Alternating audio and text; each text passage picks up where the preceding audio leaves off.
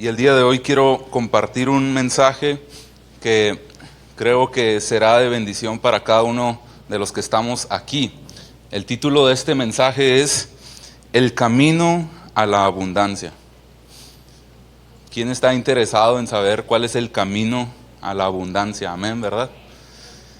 Y bueno, vamos a estar considerando un pasaje, porque me encanta saber que cuando hablamos del camino a la abundancia, la palabra de Dios nos enseña cuál es este camino, nos muestra cuál es la senda que nosotros debemos de seguir para alcanzar la abundancia. Y quiero leer, si usted gusta acompañarme, Salmo capítulo 66, y voy a dar lectura al versículo 10, 11 y 12.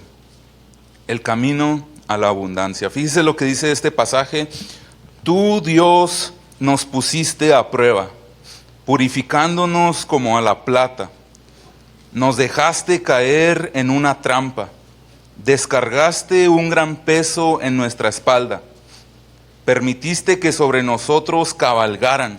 Tuvimos que atravesar agua y fuego, pero tú nos llevaste a la abundancia.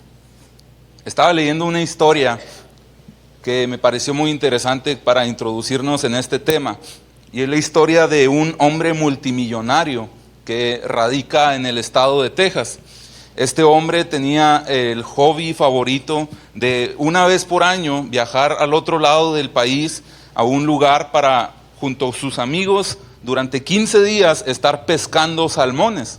Era su hobby favorito, así que él se preparaba anualmente para este tiempo donde él y sus amigos pescaban. Esta era su temporada favorita del año, así que cierto día él, estando en su casa pensando en todo el dinero que él tenía, dijo: se me ocurrió una gran idea. No, ¿por qué esperar cada año a viajar hasta el otro lado del país, a tener que pescar los salmones, si yo en el patio de mi casa tengo un gran terreno y puedo construir una laguna, una presa donde puedo poner salmones, y yo en el mismo patio de mi casa poder tener salmones y disfrutar de este pasatiempo? Así que él comenzó la inversión, comenzó a construir esta laguna, esta presa, donde comenzaron a traer de los criaderos muchos salmones. Así que llegó el día en que le dijeron: bueno, está terminada tu presa, puedes comenzar a pescar en el patio de tu casa. Qué suave, ¿verdad?, tener tanto dinero y hacer lo que uno quisiera en el patio de la casa. Pero fíjese que cuando él comenzó a pescar, se dio cuenta que no era la misma experiencia. Se dio cuenta que la pesca era demasiado sencilla. Se dio cuenta de que lo que él hacía antes de preparar maletas, estar con sus amigos, hacer el viaje, todo eso le añadía algo más a la experiencia. Pero sobre todo él encontró que cuando estaba intentando pescar, los salmones era muy sencillo de pescar. Estaban en una presa artificial y era muy sencilla la experiencia. Entonces él dijo: algo está pasando. Se puso a investigar y encontró que en el mar existe un pequeño pescado depredador llamado caballa.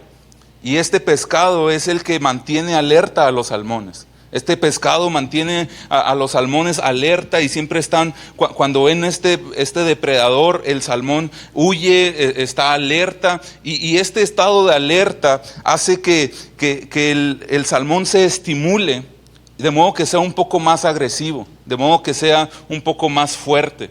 Y qué interesante, ¿verdad?, ver esto. Así que este hombre multimillonario mandó a traer caballas para su presa, y después, cuando comenzó a pescar, se dio cuenta que era la misma experiencia. Por esos sencillos pescados que son depredadores, pero que ocasionan ese estado de tensión para que se estimulen los salmones.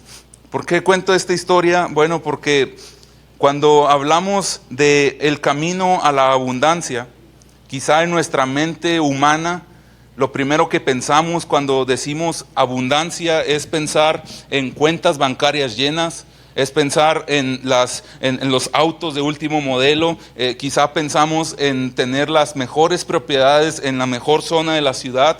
Pero cuando hablamos de la abundancia que Dios anhela que nosotros alcancemos, estamos hablando que Él anhela que nosotros alcancemos una fe sólida en medio de las pruebas, un corazón agradecido en medio de los procesos difíciles, un corazón lleno de amor genuino, aún en medio de la angustia. Y la única manera, según este pasaje que leímos, para que nosotros alcancemos esta abundancia es atravesar las pruebas, es atravesar los procesos difíciles, es atravesar estas temporadas quizá caóticas. Y viéndolo en semejanza de esta historia, la única manera de experimentar que nosotros tengamos esa fe sólida, esa fe estimulada, es que en nuestra laguna, en nuestra presa, existan estos depredadores. Existan estos depredadores que nos van a ayudar a que nos mantengamos alerta, a que nos mantengamos creciendo en la fe. Y esa fue la experiencia del pueblo. El pueblo experimentó la mejor abundancia de parte de Dios. Experimentaron llegar a una tierra que literalmente fluía leche y miel. Encontraron una tierra donde ellos pudieron recibir todo el territorio que ellos anhelaban, poder establecer sus ciudades, sus familias, sus trabajos, y fueron grandemente bendecidos. Pero la experiencia de ellos nos habla de que para llegar a eso pasaron por grandes pruebas, pasaron por grandes procesos. Históricamente no sabemos a qué historia se refiere el Salmo 66, porque menciona ciertos aspectos distintos. Dice que pasaron por la prueba, fueron cabalgados, estuvieron por agua y fuego, así que no sabemos específicamente cuál fue esta experiencia que ellos narran, pero podemos ver en casi todos los salmos experiencias similares a estas, experiencias donde el salmista, en ocasiones David, en ocasiones otros autores, ellos hablan de que están en la prueba, ellos hablan de que están siendo perseguidos, ellos hablan de que están angustiados, pero en cada una de estas declaraciones también declaran que Dios es el que está con ellos, que es Dios el que los ha ayudado en medio de esas pruebas. Y por eso el pueblo habla así: tú nos has llevado por muchos procesos, nos has probado por el fuego, como la plata es probada por el fuego, nos has llevado por agua, nos has llevado por fuego, pero siempre, absolutamente siempre estuviste ahí y tú nos llevaste a la abundancia. Es la forma en la que termina este salmo, diciendo: tú nos llevaste a la abundancia. Entonces, para nosotros, este inicio de año, quizá que estamos planeando nuevos propósitos, nuevos objetivos, quizá en nuestro corazón está alcanzar la abundancia que Dios tiene para nosotros. Y la Biblia nos habla de que este camino no va a ser fácil. Nos habla de que si nosotros queremos este camino, pues estamos eligiendo el camino de las pruebas, el camino de Dios. Pero yo creo, siempre he estado convencido de que aunque sea un camino de pruebas, es un camino de Dios, y siempre el mejor camino es el camino de Dios. Así que el Señor quiere llevarnos a esto, y yo quiero compartir tres principios que nos ayudarán en este camino a la abundancia. Lo primero que debemos comprender, y siempre estar recordando constantemente, porque múltiples ocasiones lo olvidamos, es que las pruebas purifican nuestra fe. Siempre debemos de recordar, porque cuando pasamos la prueba decimos: gloria a Dios, Él estuvo con nosotros, y seguimos adelante. Pero cuando llega una nueva prueba, nos olvidamos que es Dios quien está en el proceso de purificar nuestra fe. El proceso de la purificación de la vida cristiana es un proceso constante, un proceso continuo, un proceso que finalizará hasta el último de nuestros días aquí en la tierra. ¿Por qué? Porque es un proceso de refinación. Las pruebas que nosotros vamos a enfrentar en este año son pruebas que nos ayudarán a que seamos personas más refinadas espiritualmente. Así como los metales, ¿verdad? El Salmo utiliza la imagen de la plata. Pero en otros pasajes encontramos cómo Dios nos habla de que el fuego, el oro es pasado por el fuego para producir un material más sólido. Y me gusta cómo lo explica el apóstol Pedro en su primera carta, capítulo 1, versos 6 y 7. Dice: en lo cual vosotros os alegraréis, porque ahora por un poco de tiempo, si es necesario, tengan que ser afligidos en diversas pruebas, para que sometida a prueba vuestra fe, mucho más preciosa que el oro, el cual perece, aunque se pruebe con fuego, sea hallada alabanza, gloria y honra cuando sea manifestado Jesucristo. Me gusta bastante este pasaje, conectándolo a este tema, porque menciona que cuando nosotros atravesamos las pruebas, nosotros somos probados como el oro en el fuego. Es para que nosotros sigamos creciendo en la fe.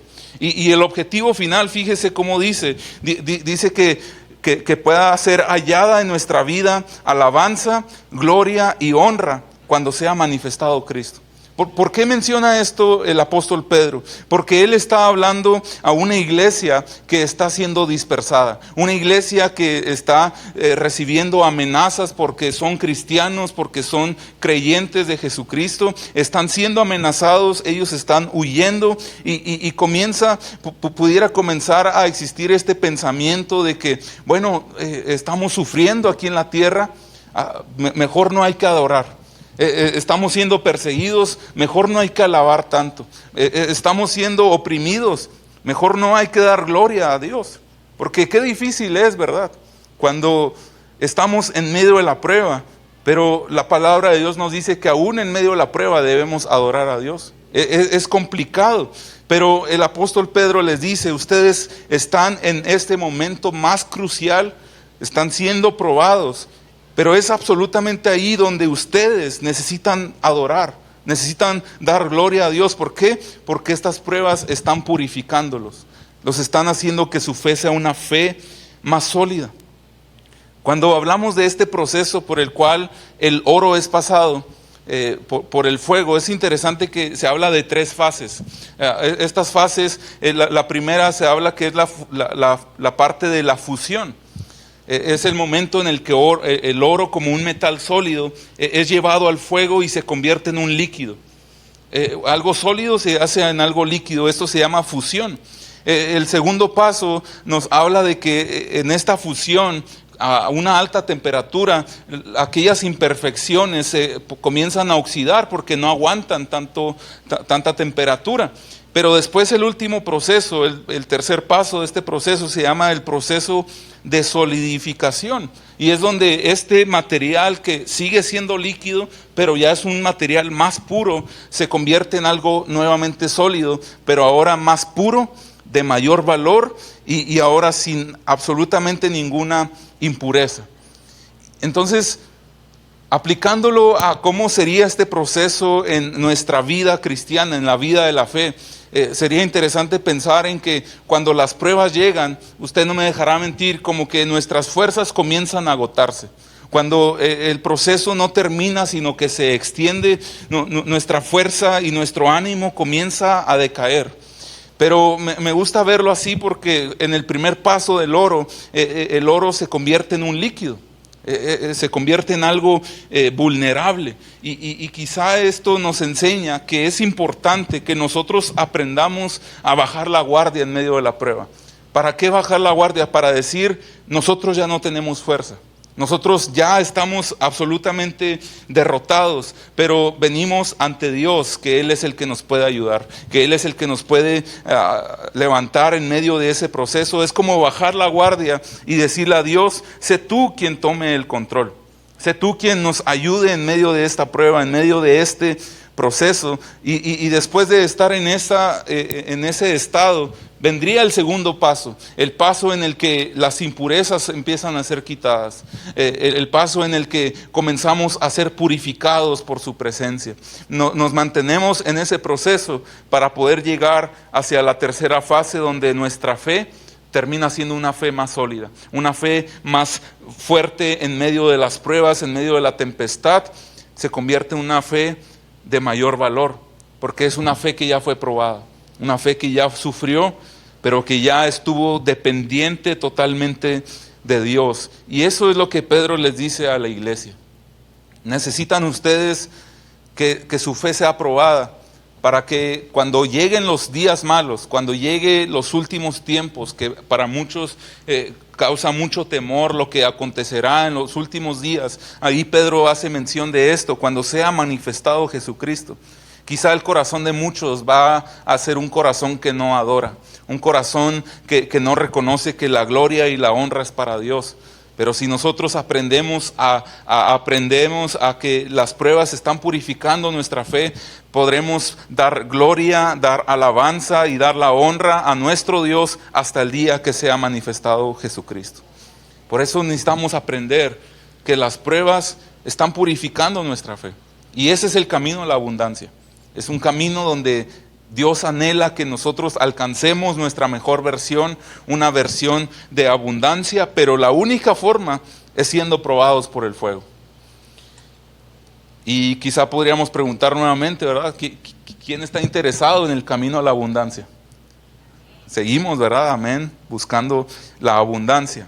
Lo segundo que podemos comprender hablando del camino a la abundancia, es importante que siempre esté en nuestro pensamiento, porque en medio de la prueba puede haber muchos pensamientos. Necesitamos siempre recordar que Dios es el que está en control. Dios es el que está en control en todo momento. Las pruebas pueden ser muy difíciles, los procesos pueden complicarse cada vez más, pero Dios está en control. Él nunca pierde el control. El Salmo 66 que leímos, estos 3 versículos, nos hablan de múltiples pruebas, pero el salmista expresa que él es consciente que esto es parte del plan de Dios. Todo, absolutamente todo, es parte del plan de Dios para nuestras vidas. Dios utiliza estas situaciones para que nosotros aprendamos a depender de Él, para que nosotros caminemos y lleguemos a esta abundancia que nosotros estamos buscando. Pero Dios utiliza todos estos procesos. Él tiene el control, incluso cuando no entendemos por qué siguen ocurriendo cosas. Y quizá aquí podemos mencionar que Dios no es quien ocasiona las pruebas en todas las ocasiones. En ocasiones lo que estamos experimentando puede ser a consecuencia de nuestros actos. En ocasiones pueden ser azares de la vida, cosas que están sucediendo, no porque nosotros hagamos algo mal, sino que está sucediendo por la naturalidad de la vida. Pueden estar ocurriendo cosas por la naturaleza, no sabemos qué es lo que ocasiona todo esto, pero Dios sí utiliza esas pruebas. Él no las ocasiona, pero Él sí utiliza todas estas pruebas. Necesitamos siempre comprender esto. Y no sea que en Dios sea un Dios malvado y nos hace todo esto, sino que Él quiere que nosotros crezcamos a la medida de la fe que es en Jesucristo. El profeta Isaías nos habla de cómo debemos tener este pensamiento constante, de que nosotros sepamos que Dios es quien tiene el control. Fíjese cómo Él dice en Isaías 43:2. Dice, cuando pases por las aguas, yo estaré contigo. Y si por los ríos, no te anegarán. Cuando pases por el fuego, no te quemarás, ni la llama arderá en ti. Fíjese, este pasaje no nos dice que Dios no permite el fuego en nuestra vida. Este pasaje no dice que no va a haber aguas rodeándonos o ríos anegándonos. No es lo que Dios promete. Dios no promete que va a ser un camino sin ningún problema, sino que Él promete tener el control. Él promete tener el control en absolutamente cada una de nuestras circunstancias. Él quiere que nos demos cuenta que Él, como nuestro Dios, Él estará en medio del fuego. Él dice, vas a pasar por el fuego, pero no te vas a quemar. Vas a pasar por las aguas, pero no te vas a ahogar. Y la llama no arderá en ti. Y qué bendición saber que nuestro Dios es un Dios que tiene el control de las cosas. Es un Dios que nunca pierde el control. Y hablando de esta imagen del fuego literal, pues la historia de los jóvenes hebreos sería la perfecta. Y yo creo que cuando el salmista habla de cómo ellos han experimentado su cuidado en medio del fuego, quizás está haciendo referencia a estos 3 hombres jóvenes hebreos que hasta el día de hoy nos siguen desafiando. La historia de estos jóvenes es impresionante porque ellos vivían en una sociedad que le daba la espalda a Dios. Vivían en un mundo donde todos tenían otros dioses, pero estos jóvenes tenían un corazón entregado por completo a Dios, un corazón que estaba dispuesto a avanzar en la fe y a pesar de la opresión que pudieran recibir, ellos iban a mantener en esta fe a pesar de las pruebas. Y la gran prueba era que cualquiera que no adorara a otros dioses iba a ser echado al horno de fuego. Y este horno de fuego iba a ser calentado 7 veces más. Y ellos no tuvieron temor a esto. Ellos tenían una fe sólida, una fe que había sido probada y había sido fortalecida. Y a pesar de estas amenazas, ellos continuaron adorando a Dios. Así que estos hombres fueron echados al horno de fuego.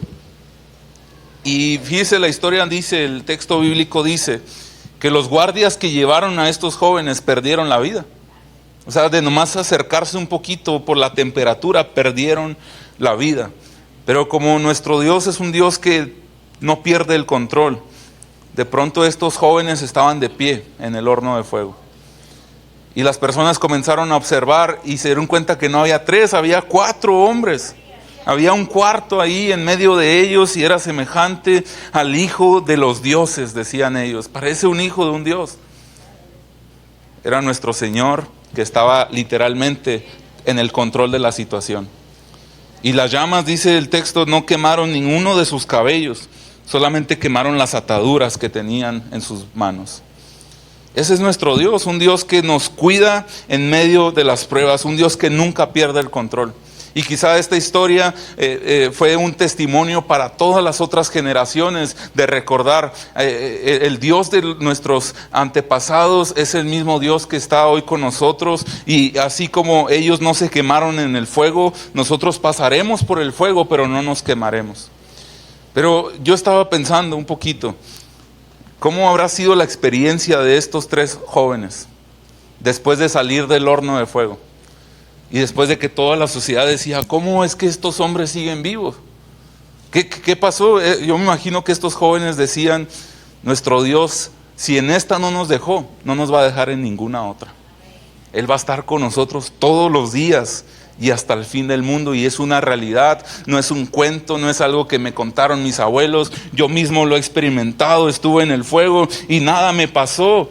Así que esta fe fue en crecimiento, fue una fe que fue probada, pero salieron de ahí creyendo aún más en nuestro Dios, porque Dios nunca perdió el control de la situación. Y esto debe ser ejemplo para nosotros cuando atravesemos la prueba. Dios está permitiendo que las atravesemos, pero nunca dejemos de lado que es Dios quien tiene el control. Le aseguro que si usted toma el control de la cosa, de la situación, algo puede salir mal. Pero si usted dice, Señor, yo no quiero tener el control, yo quiero que tú lo tengas, yo creo que tú tienes el control, las cosas van a cambiar.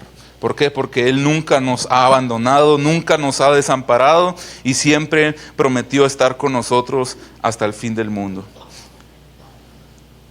Y en tercer lugar, en este camino a la abundancia, algo sumamente importante de igual forma, es aprender que la abundancia de Dios es una abundancia interna.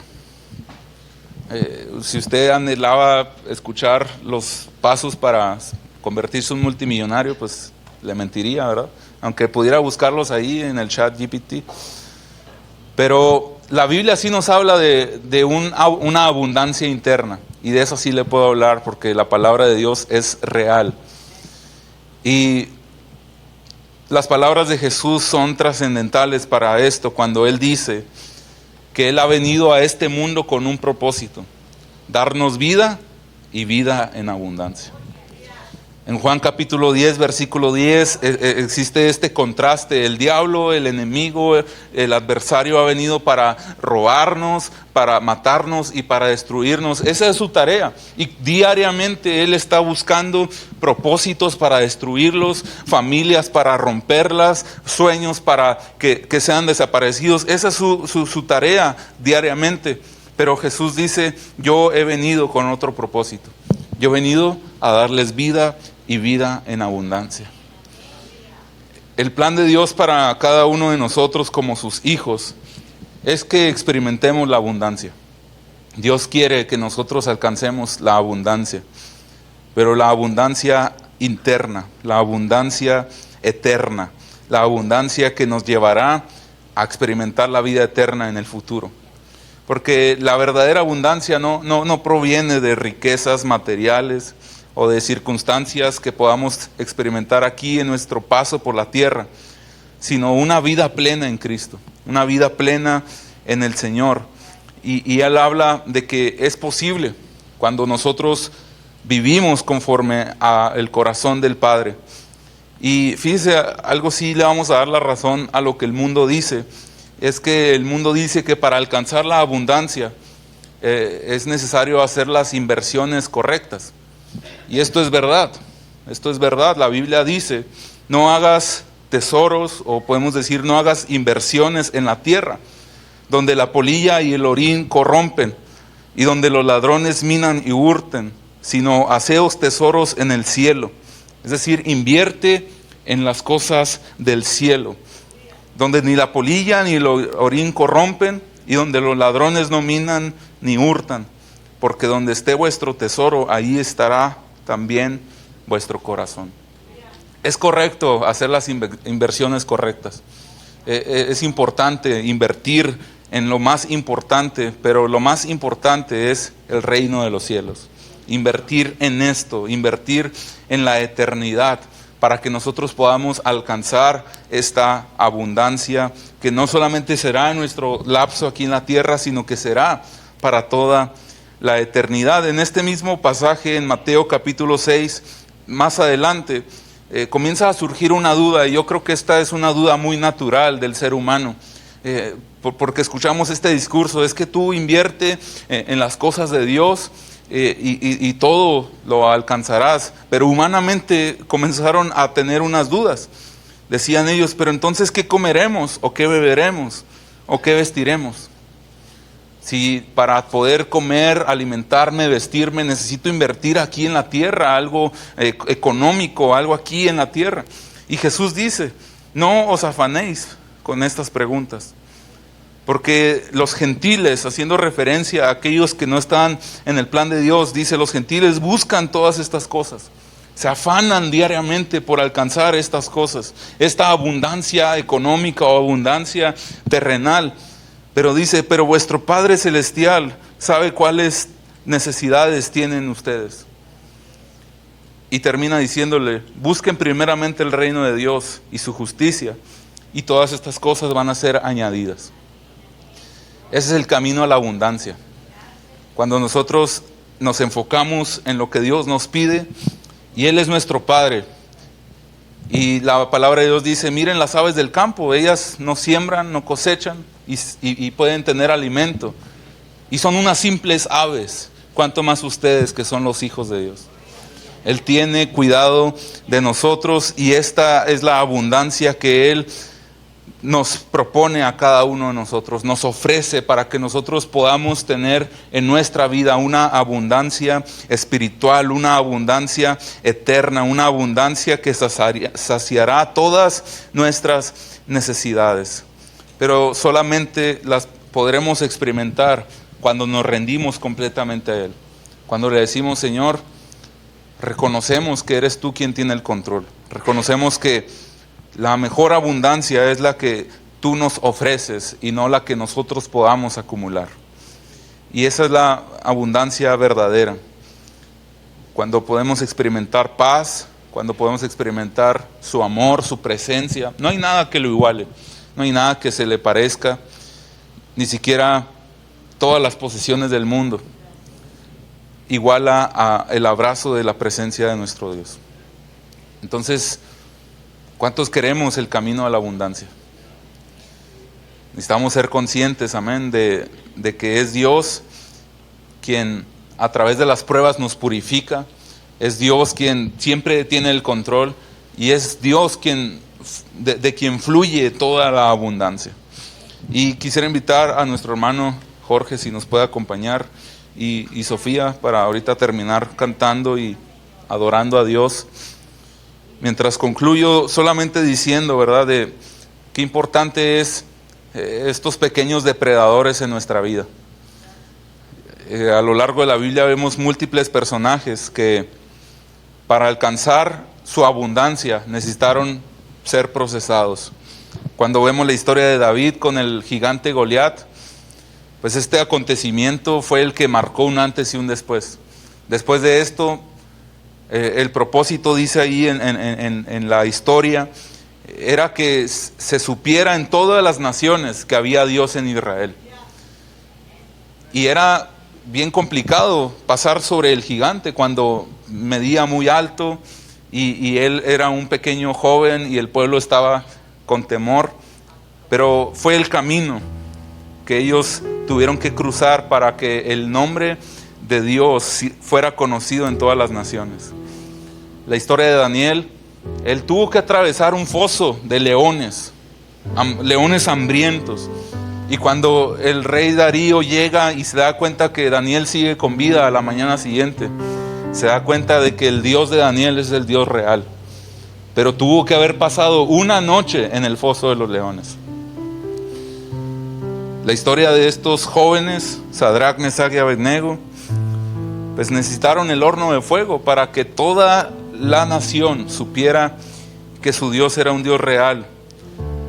José fue vendido a sus hermanos, pero tuvo que pasar este proceso para que años más adelante él pudiera estar posicionado sobre todo Egipto. Cuando vemos en el Nuevo Testamento a los discípulos, ellos necesitaron de la persecución para que ellos tuvieran que predicar el evangelio hasta lo último de la tierra. Y nosotros, para llegar al camino a la abundancia, necesitaremos las pruebas, pero lo haremos confiados en que es Dios quien está ahí. Es Dios quien nunca nos dejará, nunca nos abandonará, y entonces experimentaremos la abundancia en nuestra vida.